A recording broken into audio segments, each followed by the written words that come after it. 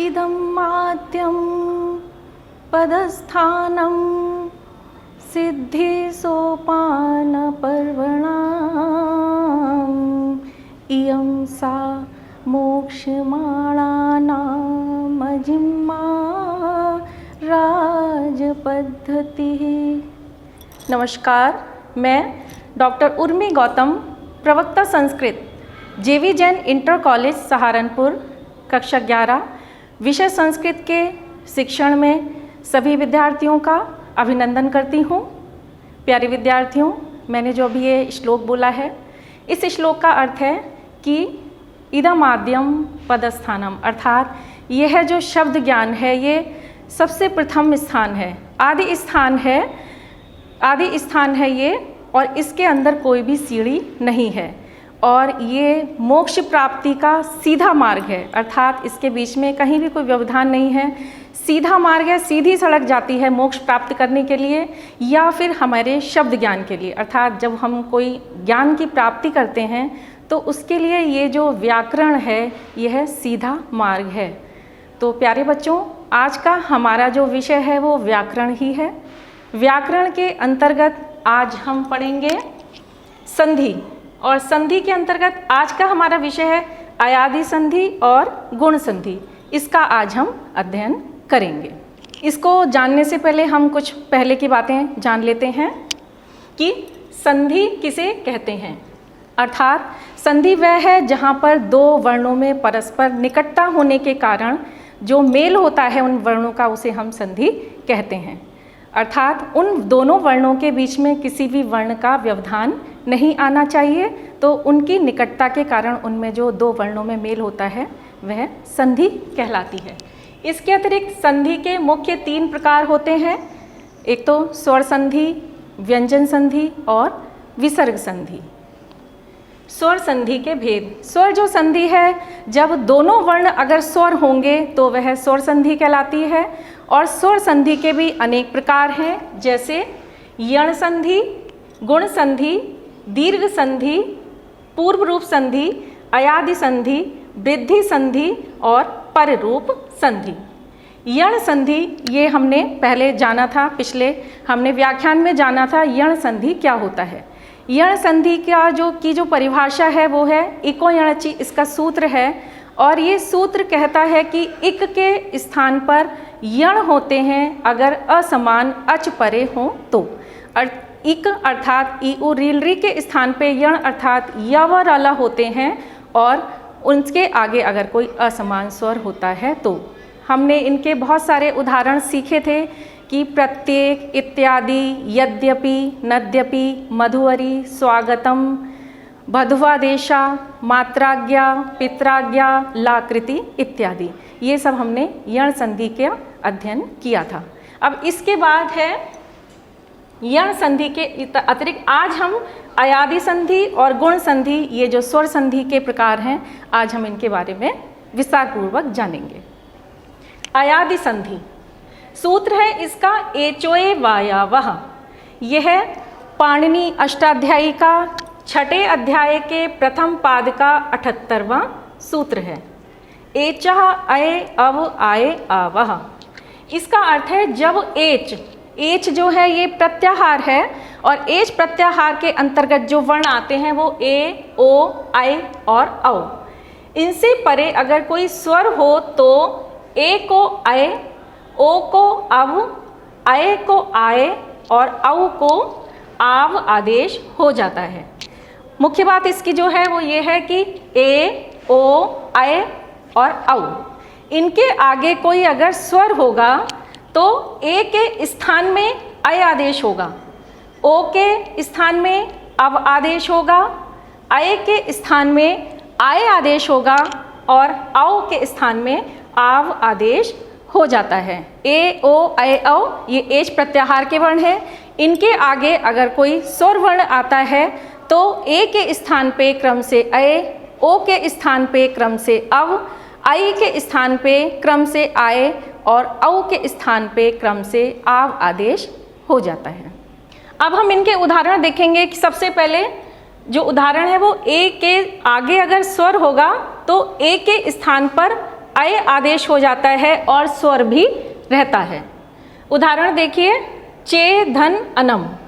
चे धन अनम में हम जब संधि किसके बीच होगी, चा में जो ए है और अ, यही दोनों जो है निकटवर्ती वर्ण है, संधि इनके बीच में होगी। कौन सी संधि होगी, स्वर संधि है। देखिए ए और अ दोनों स्वर संधि है, तो इसमें जब हम च हलंत करेंगे, ए अलग करके लिखेंगे। अब संधि जो है ए के आगे अगर कोई स्वर वर्ण है तो ए के स्थान में अय हो जाता है, ये अयादि संधि का नियम है और इसका सूत्र है एचोए वायावा। तो हम ए के स्थान पे अय आदेश कर देंगे। तो च हलंत, ए के स्थान पे अय और अनम। अब जब हम इसे मिलाएंगे तो च में आ मिल जाएगा, य में ह्रस्व आकार य में मिल गया और नम, चैनम रूप की सिद्धि होती है। तो यहाँ पर आपसे पूछा जा सकता है कि चैनम शब्द में कौन सी संधि है, अयादि संधि है। कौन सा संधि विधायक सूत्र लगा है इसमें, एचोए वायावा सूत्र के कारण यहाँ पे अयादि संधि है। अगला उदाहरण देखिए, ए का ही है, ने धन अनम। इसमें न हलंत ए और अनम।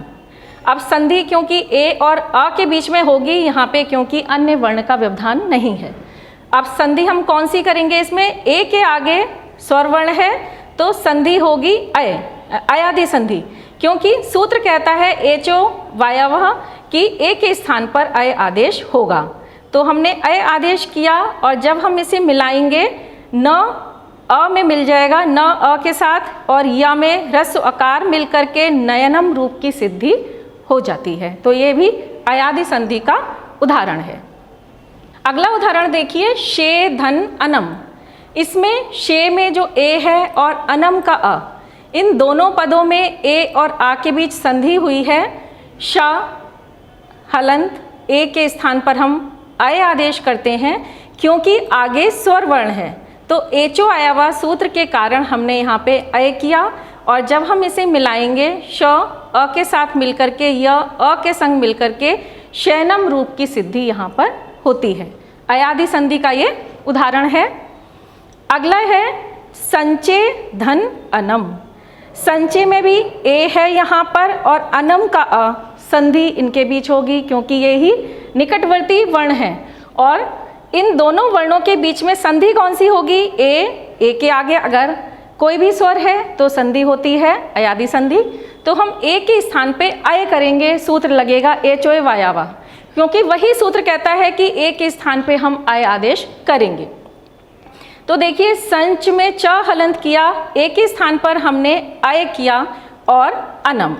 अब जब हम इसे मिलाएंगे तो संच, च में ह्रस्व आकार मिलके संच, य में अ मिलकर के संचयनम रूप की सिद्धि होती है। अयादि संधि का ये उदाहरण है। अब अगला जो उदाहरण है, अभी जो हमने उदाहरण देके ए के स्थान पर अय के उदाहरण देखे हैं, अब हम देखते हैं ओ अगर है, ओ के आगे अगर स्वर है तो ओ के स्थान पर अव आदेश होगा और आगे स्वर भी बना रहेगा। उदाहरण है इसका पो धन अनह। पो धन अनह में जो ओ है और अनह का अ, संधि हम इनके बीच करेंगे क्योंकि यही निकटवर्ती वर्ण है। और संधि कौन सी होगी, तो ओ के स्थान पर आगे क्योंकि कोई स्वर है तो ओ के स्थान पर हम अव आदेश करेंगे और सूत्र वही लगेगा एचोए वायावा। और जब हम इसे मिलाएंगे, अ प के साथ मिला, अ व के साथ मिला, पवनः रूप बना और ये अयादि संधि का उदाहरण होता है। अगला उदाहरण यही है, ओ धन अनम, भो धन अनम। भ हमने अलग किया, ओ धन अनम। अब क्योंकि आगे स्वर वर्ण है तो ओ के स्थान पर अव आदेश होता है, ये भी एचोए वायावा सूत्र कहता है। तो हमने ओ के स्थान पर अव आदेश किया, भ हलंत, अव और अनम। अब इसे मिलाने पर ह्रस्वकार भ में मिला, ह्रस्वकार इधर व में मिलके भवनम रूप की सिद्धि होती है। इसी प्रकार देखिए, शो श्रो धन अनह। श्रो में जो ओ है और अनह का अ, ओ और आ के बीच में संधि होगी। स्वर वर्ण है, दोनों स्वर संधि है। स्वर संधि में भी अयादि का भेद है ये, क्योंकि ओ के बाद अगर कोई स्वर आता है तो वहाँ पे अयादि संधि होती है और सूत्र लगता है एचोए वायावा। तो हमने ओ के स्थान पर अव कर दिया आदेश, श्र अव धन अनह। अब इसे मिलाने पर श्र के संग अ मिला, अ के संग व मिलके श्रवणः रूप बना। अब एक सूत्र है अटकुप वांगनुम व्यवायपी, ये जो है ना कोणा करता है, तो यहाँ पे श्रवणः का श्रवणः रूप बन जाता है। इसी प्रकार देखिए साधो धन ए, साधो में ओ और ए, ओ और ए के बीच में संधि होगी। ओ के आगे क्योंकि स्वर वर्ण ए है तो हम संधि इसमें एचोए वायावा सूत्र लगाएंगे और सूत्र कहता है ओ के स्थान पर हम अव आदेश करें। तो हमने साध हलंत ध अव और ए हमने लिखा है। अब इसे मिलाने पर ध अ के साथ मिलके स और ए के साथ वे मिलके साध वे रूप की सिद्धि हो जाती है और ये अयादि संधि का उदाहरण है। आगे ही भानो धन ए, भानो धन ए में भी ओ और ए है, संधि इनके बीच हुई है। ओ के स्थान पे हम अव आदेश करते हैं क्योंकि एचोए वायावा सूत्र यहाँ पे सिद्ध होता है। तो हमने भान अव और ए लिखा है। अब हम इसे जब मिलाएंगे ह्रस्व ओकार ना में मिल जाएगा, ए व में मिल करके भानवे रूप सिद्ध होगा। इसी प्रकार देखिए विष्णु धन ए है, विष्णु धन ए में विष्णु ओ धन ए। अब यहाँ पर ओ और ये स्वर वर्ण है, स्वर संधि का उदाहरण हो गया। स्वर संधि में भी ओ के आगे ए है तो ये उदाहरण किसका हुआ? अयादि संधि का, क्योंकि एचोए वायावा सूत्र लगने के कारण यहाँ पे ओ के स्थान पर हम अव आदेश करते हैं तो बनता है विष्णु, ण हलंत हो जाएगा और अव ओ के स्थान पर और ए। अब इसे मिलाने पर ण में अ मिलकर के विष्णु और ए व के संग मिलकर के विष्णवे रूप बनता है। अयादि संधि का ये उदाहरण है। अब देखिए आई है, यहाँ पे आई और स्वर जब आएंगे तो आई के स्थान पे आए आदेश हो जाता है और स्वर भी रहता है। ये जो है सूत्र कहता है एचोए वायावह।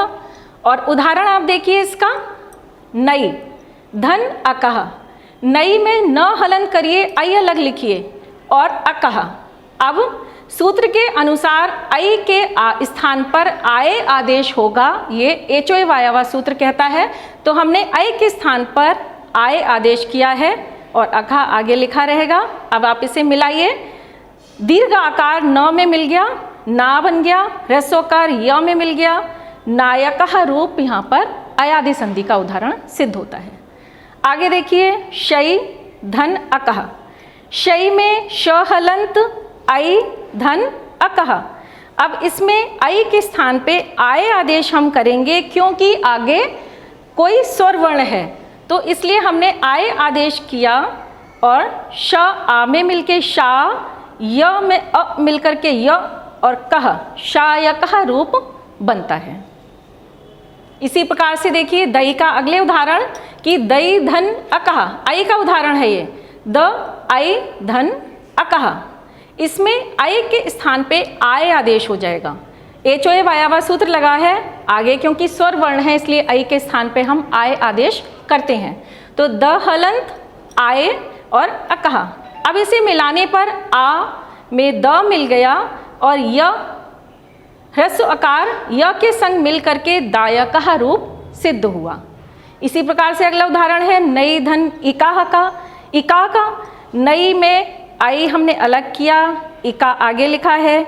आई और इक के बीच में संधि है, स्वर संधि है। स्वर संधि में अयादि संधि का भेद है क्योंकि आई के आगे कोई स्वर वर्ण आने के कारण आई के स्थान पर आए आदेश होता है तो हमने आए आदेश किया है और न में आई के स्थान पे आए करके इका हम ऐसे ही लिखेंगे और मिलाने पर दीर्घ आकार न में मिलके ना और इ जो है वो या के से मिलके इसमें ये का नायिका रूप की सिद्धि होती है। अब आगे देखिए औ और स्वर। औ के आगे अगर स्वर आएंगे तो औ के स्थान पर आव आदेश हो जाएगा और स्वर वर्ण भी आगे रहेगा। इनके उदाहरण देखिए आप, पौ धन अकह।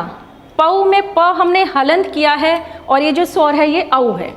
औ में आगे क्योंकि आगे स्वर वर्ण है तो हम औ के स्थान पर आव आदेश कर देते हैं। सूत्र वही कहता है एचोए वायावा कि इसमें औ के स्थान पर आव आदेश हो जाता है।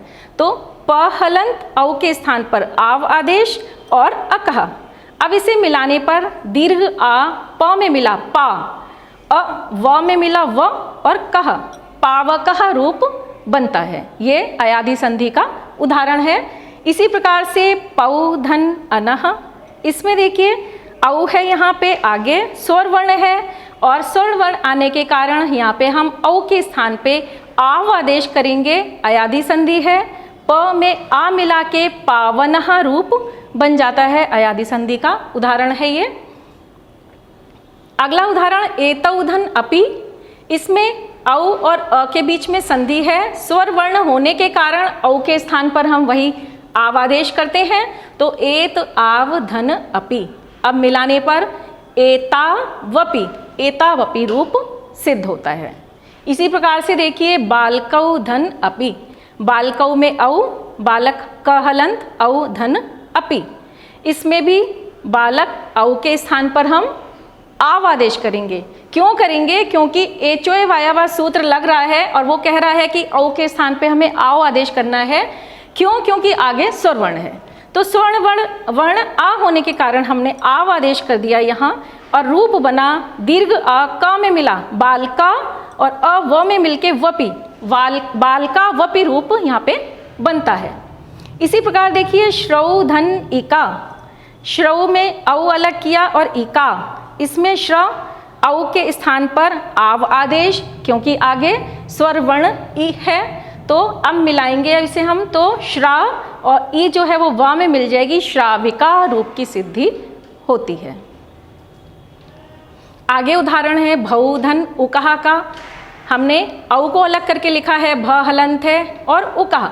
अब औ के स्थान पर हम वही आव आदेश करते हैं, क्योंकि यहाँ पर आगे उ जो है वो स्वर वर्ण है, और किसके कारण हुआ है? एचोए वायावा के कारण हुआ है, ये सूत्र कहता है।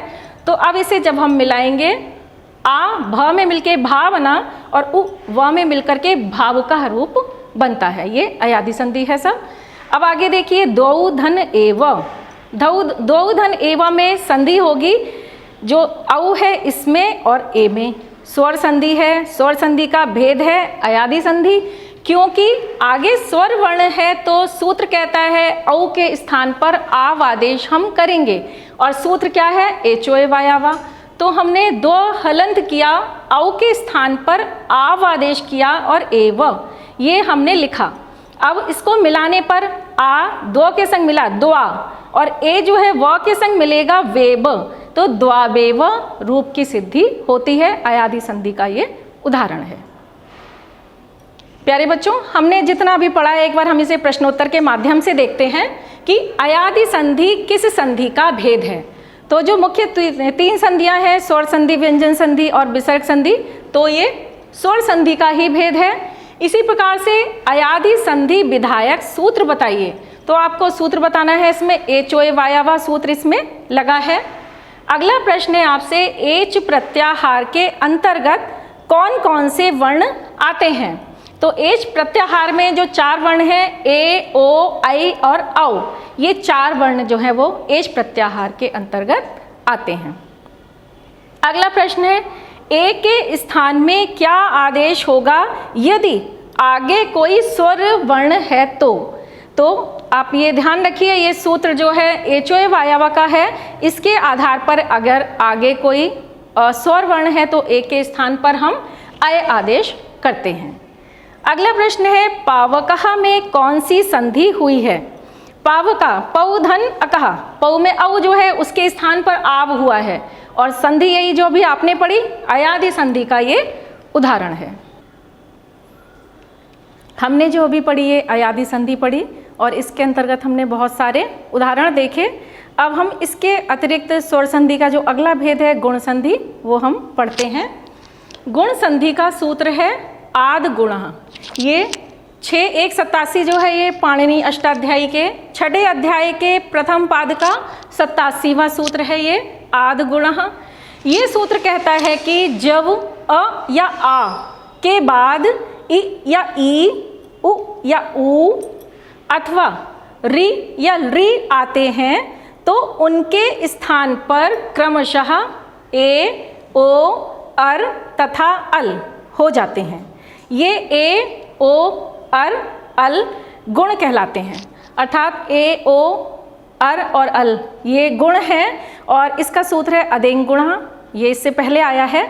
वो कहता है कि ए ओ और अर और अल की गुण संज्ञा होती है और गुण संज्ञा होने पर जब ये अ के बाद ई आएगी, ये जो सूत्र है आद गुणा, ये सूत्र कहता है कि अ और ई मिल करके इनके स्थान पे ए गुणादेश होगा।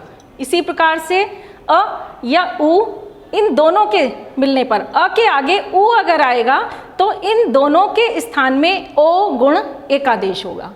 इसी प्रकार से अ धन री, जब ये दोनों होंगे तो इनके स्थान पर अर गुण एकादेश होगा। एकादेश मतलब एक वही अर गुण एकादेश होगा, इन दोनों में से स्वर जो हैं दोनों हट जाएंगे।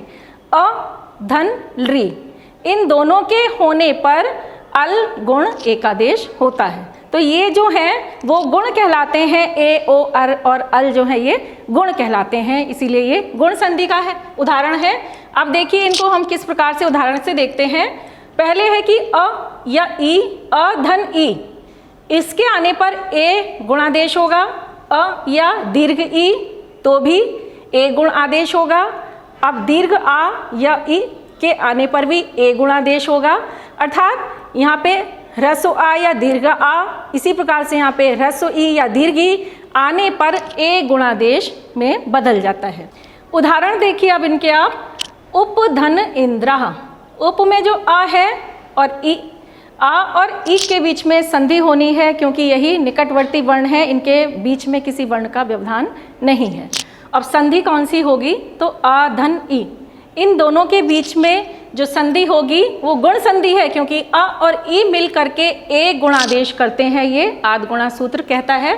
तो हम उप में प हलन करेंगे और अ और ई के स्थान में हम ए करेंगे, एंद्र कर दिया। अब जब हम इसे मिलाएंगे तो ए प में मिलके उपेंद्र रूप बन जाता है। अगला उदाहरण गण धन ईशः, इसमें भी ण में जो आ है और आगे ई है तो आ और दीर्घ ई ये भी मिलकर के ए गुणादेश करते हैं। तो हमने जब इसे मिलाया गण और आ और ई मिलके ए हो गया और शः, तो गणेशः रूप बनता है, ये गुण संधि का उदाहरण है। सूत्र इसमें लगा आद गुणः। अगला उदाहरण है राजा धन इंद्रः, इसमें राजा में जो दीर्घ आ है और इंद्रः का ई, इन दोनों के बीच में संधि हो रही है और आ धन ई मिलकर के ए बनता है, तो राजेंद्र रूप की सिद्धि होती है। जा में हमने ए कर दिया और इंद्र, राजेंद्र रूप सिद्ध होता है, ये गुण संधि का उदाहरण है और इसमें सूत्र लगा है आद गुणः। अगला उदाहरण है महाधन ईशः। महाधन ईशा में आ और ईश का ई, आ और ई ये दोनों मिलकर के ए गुणादेश होगा आद गुणा सूत्र के अनुसार। तो हम आ और ई के स्थान पे ए करेंगे और रूप बनेगा महेशः। इसी प्रकार से रमाधन ईशः, इसमें दीर्घ आ और दीर्घ ई, आ और ई मिलकर के ए गुणादेश होता है आद गुणा सूत्र के अनुसार। तो हमने म में ए कर दिया और रमेशः रूप सिद्ध हो गया और ये संधि कौन सी है, गुण संधि। इसी प्रकार से अगला उदाहरण है तथा धन इति का। तथा में आ और इति में ई, आ और ई इनके बीच में संधि होगी और संधि है ये गुण संधि क्योंकि आ और ई मिलकर के ए गुण आदेश होता है। तो हमने इसमें ए कर दिया और तथेति रूप बना और सूत्र किसकी सहायता से, आद गुणा सूत्र की सहायता से। आगे है अब हमने जो अभी पढ़े ये उदाहरण थे आ और ई के स्थान पे ए गुणादेश होता है। इसके बाद है आ धन उ, इन दोनों के स्थान पर ओ गुण आदेश होता है, ये आद गुणा सूत्र कहता है। इसमें जो है अ ह्रस्व आकार या दीर्घाकार, इसी प्रकार से उ भी ह्रस्व उ या दीर्घ उ, इन दोनों में से कोई भी हो सकता है। तो इन दोनों के स्थान पे एक ओ गुण एकादेश होगा, ये आद गुणा सूत्र के अनुसार है। उदाहरण देखिए इनके। सबसे पहले सर्वधन उदय। सर्वधन उदया में सर्व में जो अ है और उदय में उ, इन दोनों के स्थान में जब हम ओ करेंगे इस सूत्र के अनुसार तो रूप बनेगा सर्वोदयः। इसी प्रकार से बन धन उत्सवः, इसमें न में आ और उत्सव का उ, इन दोनों के स्थान में ओ गुणादेश होगा और रूप बनेगा बनोत्सवा। हमने ओ कर दिया यहाँ पे तो रूप बना बनोत्सवा। और संधि है ये गुण संधि। सूत्र कौन सा लगा है इसमें? आद्गुणा सूत्र लगा है। आगे उदाहरण है गंगा धन उदकम। गंगा में आ दीर्घ आ है, उदकम में उ रस उ है, तो आ और उ मिलकर के ओ गुणादेश होता है, ये आद्गुणा सूत्र कहता है। तो हमने ओ कर दिया, गंगोदकम रूप यहाँ पर सिद्ध होता है। इसी प्रकार से अगला उदाहरण देखिए, गगन धन ऊर्ध्वम। गगन में ह्रस्व आ है और ऊर्ध्वम में दीर्घ उ है, अ और उ मिलकर के ओ हो जाते हैं, तो हमने इसको गगनोर्ध्वम रूप पढ़ेंगे और ये उदाहरण है गुण संधि का। अगला उदाहरण देखिए, गंगा धन ऊर्मी। गंगा में जो दीर्घ आ है और ऊर्मी में दीर्घ उ है, आ और उ मिलकर के ओ गुण एकादेश होता है, ये सूत्र कहता है आद्गुणः। और संधि कौन सी होती है? गुण संधि।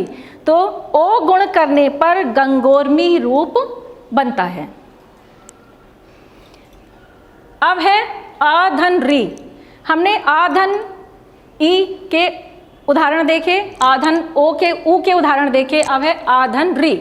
री के स्थान पर अर हो जाता है, आ और री के स्थान पर अर गुणादेश हो जाता है। यहाँ पे अ जो है या आ, इन दोनों में से ह्रस्व या दीर्घ कोई भी हो सकता है, तो उसके स्थान पर अर गुणादेश हो जाता है। उदाहरण है देव धन ऋषि। देव में अ है और ऋषि में री। अब अ और री मिल करके अर गुणादेश करते हैं, सूत्र लगेगा वही आद्गुणः। और जब हमने इसको किया तो देव में व हलंत और हम इन दोनों के स्थान पे हमने अर किया और शी ऐसे ही लिखा रहने दिया। अब इसे देखिए, अ जो है वो व में मिल जाएगा और र के आगे कोई क्योंकि स्वर नहीं है तो र जो है वो ऊर्ध्वगामी हो जाता है, रेफस से ऊर्ध्वगमनम ये सूत्र है। तो अगर र के आगे अगर कोई स्वर नहीं है तो वो ऊपर चला जाता है, ऊर्ध्वगामी हो जाता है। तो हम लिखेंगे अ के आगे हमने अ जो है व में मिल गया और रा ऊपर चला गया, तो देवर्षि ही रूप सिद्ध हुआ और संधि हुई ये गुण संधि। इसी प्रकार से बसंत धन ऋतु। इसमें त हलंत हमने किया, त में जो आ है और री, आ और री मिलकर के अर गुणादेश हुआ। अब बसंत त हलंत अर और तुहु। अब इसे मिलाने पर अ जो है ता के संग मिला बसंत। अब रा क्योंकि इसके आगे कोई स्वर नहीं है, ये ऊर्ध्वगामी हो गया, इसको हमने ऊपर लिख दिया ताके, तो बसंत तरतुहु रूप बनता है और ये गुण संधि का उदाहरण है। आगे देखिए, सप्त धन ऋषयः। इसमें भी अ और री के बीच में संधि है, तो गुण आदेश होगा कौन सा? अर आदेश। किसके माध्यम से? आद्गुणः सूत्र के कारण। और संधि है ये गुण संधि। तो सप्त में त हलंत अर आदेश और शयः। अब इसे मिलाने पर अ के संग ता मिल गया और रा जो है वो शा के ऊपर गया, सप्तर्षय रूप की सिद्धि होती है। इसी प्रकार से देखिए, कृष्ण धन रिद्धि। इसमें भी अ और री के बीच में संधि हो रही है, तो अ और री के बीच में जो आदेश आएगा वो अर आदेश आएगा, ये अर गुणादेश है। अब देखिए इसमें कृष्ण में रा हलंत, इन दोनों के बीच में अर आदेश और धी। अब मिलाने पर कृष्णार्धी रूप बनेगा, रा ऊपर चला जाएगा और ये गुण संधि का उदाहरण है। आगे महाधन ऋषि। महाधन ऋषि में भी यहाँ पे दीर्घ आ है और ऋषि में री, तो आ और री मिलकर के अर गुण आदेश करते हैं, सूत्र लगता है आद्गुणा। संधि कौन सी है? गुण संधि है ये। और जब हम इसे आ और री के स्थान पर अर करेंगे तो मह अर शिहि। अब मिलाने पर अ जो क्योंकि यहाँ पे ह्रस्व आकार है, हा के संग मिल जाएगा और रा ऊपर चला जाएगा क्योंकि आगे कोई स्वर नहीं है, तो रूप बनेगा महर्षि। इस प्रकार से अब आगे देखिए, अ धन री, ये अगला चौथा गुण आदेश है अल का, कि अ और री जब होते हैं तो उन दोनों के स्थान में एक री अल जो है अल गुण एकादेश होगा। तो उदाहरण देखिए इसका, तव धन ऋकारः। इसमें अ, तब में जो अ है और ऋकार का री में अ और री, इन दोनों के स्थान पे अल आदेश होगा। कौन सा है ये सूत्र? आद्गुणा सूत्र है। अब हम इसे जब मिलाएंगे तो तब व हलंत, और इन दोनों के स्थान पे अल आदेश और का रहा। अब जब इसे मिलाते हैं तो व में मिल गया, ल के आगे अल, कोई स्वर न होने के कारण ये आधा हो गया और का रहा, तवल का रहा रूप सिद्ध होता है। ये गुण संधि का उदाहरण है। प्यारे बच्चों, अब हम इसको प्रश्नोत्तर के माध्यम से देखते हैं एक बार। गुण संधि विधायक सूत्र बताइए। तो आद्गुणा जो भी आपने पढ़ा, आद्गुणा जो है वो गुण संधि विधायक सूत्र है। अगला प्रश्न है आपसे, रमेशः में किस सूत्र से संधि हुई है? इसका जो विच्छेद है वो है रमाधन ईशः, आ और ई मिलके एक गुणादेश होता है, तो ये आद्गुणा संधि है। आद्गुणा सूत्र से है। बसंतोत्सव में कौन सी संधि हुई है? इसमें आपको संधि का नाम बताना है कि संधि कौन सी है। बसंत धन उत्सव गुण संधि है, क्योंकि अ और उ के स्थान पर यहाँ ओ गुणादेश हुआ है। इसी प्रकार से अगला प्रश्न है आपसे, महर्षि पद का संधि विच्छेद क्या होगा? आपके पास ये 4 विकल्प हैं, मह धन ऋषि, म धन हर्षि, महा धन शिहि और महाधन ऋषि। तो उत्तर है आपका महाधन ऋषि, ये विकल्प आपका सही रहेगा। अगला प्रश्न है, गुण संधि में अ धन ऋ के स्थान पर क्या आदेश होता है? तो ये गुण संधि में आपको अभी आपने जाना था कि अ और ऋ के स्थान पे अल गुणादेश होता है, तो उत्तर आएगा अल आदेश होता है। आज हमने इस पाठ में जो भी कुछ सीखा है, एक बार हम उसका पुनः अभ्यास करते हैं। हमने सीखा है स्वर संधि के प्रकारों में अयादि संधि और गुण संधि। इससे स्वर संधि के जो भेद हैं उनमें हमने अयादि संधि और गुण संधि सीखा है। अयादि संधि का सूत्र है एचोए वायावह। एचोए वायावह सूत्र कहता है कि एचः अये अव आय आव, अर्थात स्वर परे रहने पर जब ए ओ ऐ और औ के स्थान में क्रमशः अये अव आय आव आदेश होता है। अगर आगे कोई स्वर वर्ण है तो ए ओ ऐ और औ, इनके स्थान पर जो आदेश होंगे वो क्रम से अये अव आय और आव आदेश हो जाते हैं। इनके हमने उदाहरण भी पढ़े थे। उदाहरणों में हमने शयनम, नयनम, चयनम इस प्रकार के उदाहरण देखे थे। भावुका, पावकः और इसके अतिरिक्त गुण संधि विधायक सूत्र। आद्गुणा हमने पढ़ी है परिभाषा। सूत्र जो है आद्गुणा है कि ये कहता है कि अ या आ के बाद इ उ रि ऋ आने पर उनके स्थान में क्रमशः ए ओ अर अल ये हो जाते हैं, ये गुण हो जाते हैं। अर्थात अ और ई मिलकर के ए गुण आदेश हो जाता है, अ और उ मिलकर के ओ गुण आदेश हो जाता है, अ और री मिलकर के अर गुण आदेश हो जाता है। इसी प्रकार से अ और री मिलकर के अल गुण आदेश हो जाता है। ये है गुण संधि के उदाहरण। आपने बहुत सारे उदाहरण अभी देखे थे, सर्वोदय, सूर्योदय, गंगोर्मी इत्यादि। अब अगले प्रकरण में हम परस्मैपदी धातुओं का मुख्य 5 लकारों में अध्ययन करेंगे। इसे आप स्वयं अध्ययन कीजिएगा। आपके लिए गृह कार्य है। प्रश्न 1 है कि पावकः में संधि विधायक सूत्र क्या है? आपके पास 4 विकल्प हैं, आपको उनमें से सही उत्तर देना है। अकः सवर्णे दीर्घा, आद्गुणः, एचोए वायावः या वृद्धि रेचि। पावका में आपको संधि विधायक सूत्र बताना है। प्रश्न 2 है कृष्णार्धी में संधि विधायक सूत्र बताइए। इसमें आपको विकल्प नहीं दिए हैं, आपको स्वयं इसमें उत्तर देना है। प्रश्न 3 है नयनम पद का संधि विच्छेद क्या होगा? इनमें से 4 विकल्प हैं आपके पास। नय धन नम, ने धन अनम, नयन धन अम और ने धन अम। सही उत्तर आपको देना है। प्रश्न 4 है तवलकारः पद में कौन सी संधि हुई है? इसमें आपको संधि का नाम बताना है कि यण संधि है या अयादि संधि है, वृद्धि संधि है या गुण संधि है। इन संधियों में से आपको एक संधि का नाम बताना है। आज के लिए इतना ही। घर पर रहें, सुरक्षित रहें। जयतु संस्कृतम।